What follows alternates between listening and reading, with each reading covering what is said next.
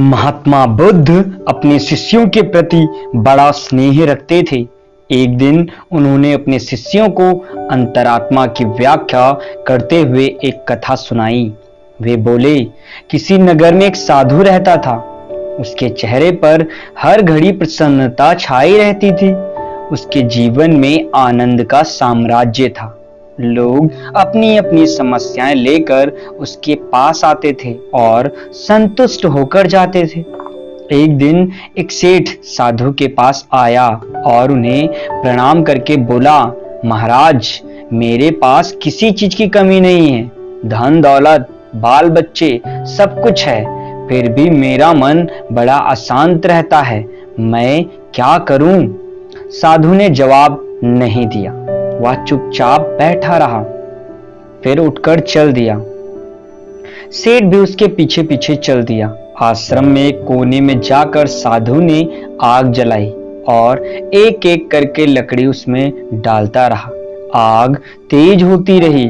कुछ देर के बाद वह सेठ की ओर बिना देखे उठ खड़ा हुआ और सेठ को बड़ी हैरानी हुई।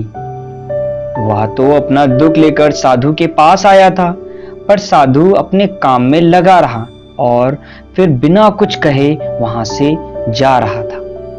सेठ ने आगे बढ़कर कहा, स्वामी जी, मैं बड़ी आशा लेकर आपकी सेवा में आया हूं, मुझे कुछ रास्ता तो बताइए।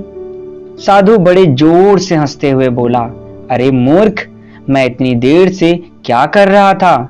तुझे रास्ता ही तो बता रहा था। देख, हर आदमी के अंदर एक आग होती है। अगर उसमें प्यार की आहुति दो तो वह आनंद देती है, घृणा की आहुति दो तो वह जलती है। तू अपनी आग में दिन रात काम, क्रोध, लोभ, मोह, मद मत्सर की लकड़ियां डाल रहा है। भले आदमी, अगर बीज अशांति का बोओगे तो उस शांति का फल कैसे पाओगे? अपनी अंतरात्मा को टटोल। सुख और दुख बाहर नहीं बल्कि तेरे भीतर है। सेठ की आंखें खुल गई। उसे सही रास्ता मिल गया, जिससे उसका जीवन नई दिशा में मुड़ गया।